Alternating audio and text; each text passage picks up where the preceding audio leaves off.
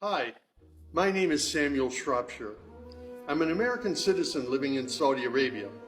I came here in November 2011, not knowing anything about Islam or the Prophet Muhammad, peace be upon him. Most of what I had heard was extremely negative. In America, our news channels boosted their on-air ratings by regularly sensationalizing breaking news of terrorism. Every 30 minutes, one witnessed horrific scenes of bombings and bloodshed and murder, often one Muslim group fighting against another Muslim group. As killings and beheadings took place, there were always the shouts of Allahu Akbar, Allahu Akbar, God is great. I was invited here to Saudi Arabia by Safi Kaskas to work on what was known as the Q Project. Dr. Kaskas wanted to produce a new, easy-to-read American translation for the next generation of young Americans. Since I could not read or speak Arabic, I wasn't doing any translation work. I was simply invited here to check the English to make certain that this new interpretation of the Quran was easily understood. My work, of course, required that I read the Quran over and over again. Well, as you can imagine, having no knowledge of Islam, I had hundreds and hundreds of questions. I was shocked as I read to find that Jesus, peace be upon him, was often mentioned in the Quran. Jesus was presented as one of the greatest prophets. And even the story of the virgin birth was mentioned there. Many of the miracles that Jesus had done, I found them in the Quran. There were even a couple of Jesus miracles mentioned in the Quran that were not mentioned in the Bible. Evenings were mostly spent alone in a bedroom that had been set up for me in Dr. Safi's office. At night, I would stand on the balcony of that building and I would look across a very busy boulevard to a mosque. And I would hear the calls to prayer.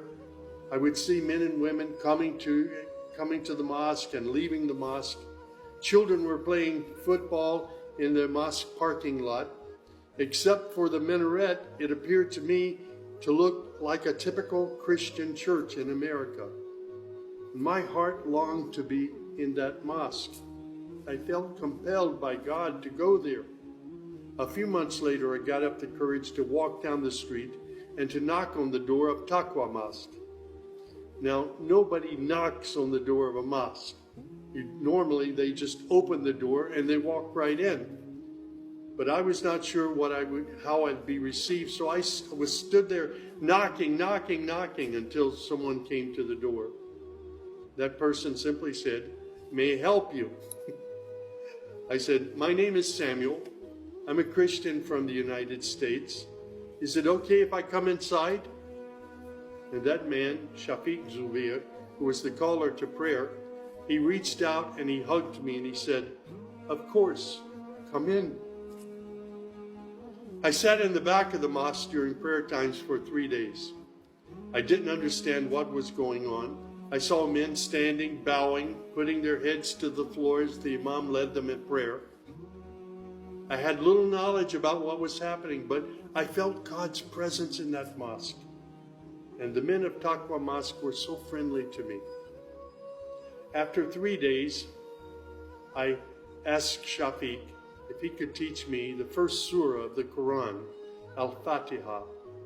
This was a necessary element in praying the 5 daily prayers. I was memorizing sounds, but I didn't know what the sounds meant. So I started comparing them with an English translation I had, and I realized that there was nothing in Al-Fatiha that was inconsistent with Christian teaching. There I read the encouraging words that God was the most merciful, the distributor of mercy and forgiveness. My heart was being strangely touched by the words of the Quran and the love displayed by the men of Taqwa Mosque. Dr. Sadiq Malki would later drive me to the Islamic Education Foundation in Al-Hamra, neighborhood of Jeddah, where I said Al-Shahada. According to Islam, we're all equal. There's none above another. There are scholars, but their role is educational. As for the relationship with God, it's personal, it's direct. The faith itself is simple and clear. It's summed up in just 6 points. There is one true God who is unlike any other being. He is neither born nor does he give birth. He has neither spouse nor offspring. Nothing is comparable to him. He's all powerful. He knows everything perfectly. He is the most merciful. Secondly, a belief in angels who are indeed the servants of God. They obey God's bidding and they do whatever they're commanded to do. They don't have any free choice. Thirdly, there's a belief in divine revelations. Islam acknowledges that God revealed scriptures including the Torah, the Gospel, the Psalms. However, down through the ages, many of these divine revelations had become distorted and somewhat corrupt. The Quran, which also contains God's revelations, is intact. It hasn't changed from the very beginning. The Quran, which also contains God's revelations, is still intact in its original form.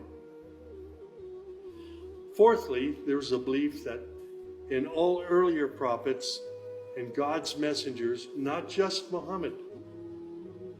They believe in Abraham and Isaac and Moses and Jesus and hundreds of other prophets. They believe that the prophets were the best of mankind. Muslims believe in the last day. That's to say, this includes the belief in all that God and his messenger have told us about what happens after death, including recording of good and bad deeds, the resurrection and the gathering of all creatures, the reckoning that will take place on the great judgment day, the prophet's intercession, as well as heaven and hell. Man's ultimate aim will be to save himself on that day. Muslims believe in the divine destiny of predestination. Whatever God wills is certain to take place, and what he has not willed will never take place. This present life is a test for man, and man should endeavor to pass this test. These tenets of faith appeared to me entirely consistent with human nature. And then I asked, how can one become a Muslim?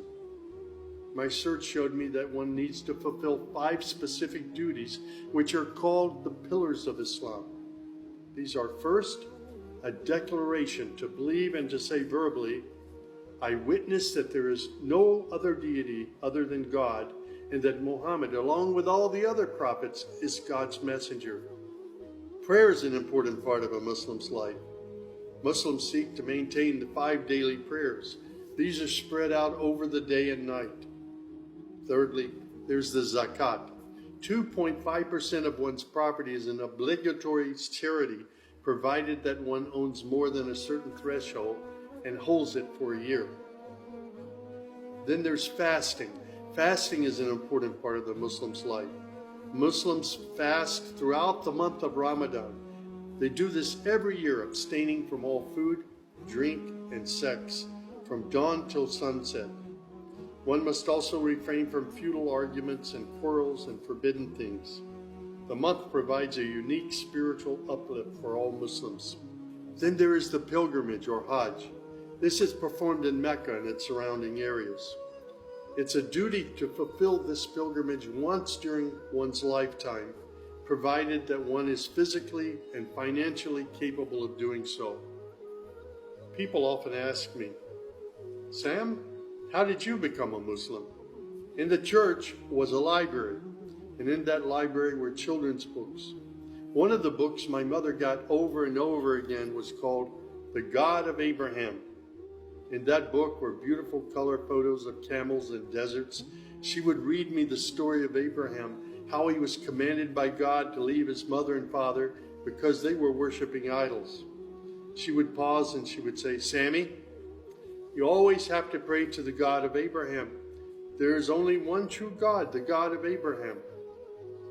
My commitment to God has been strong and enduring since my younger years. And now I have found absolute peace in Islam, in a faith that I once thought was hostile. I found friendship and hope amongst a fraternity of other Muslim brothers and sisters. I have found a family of believers.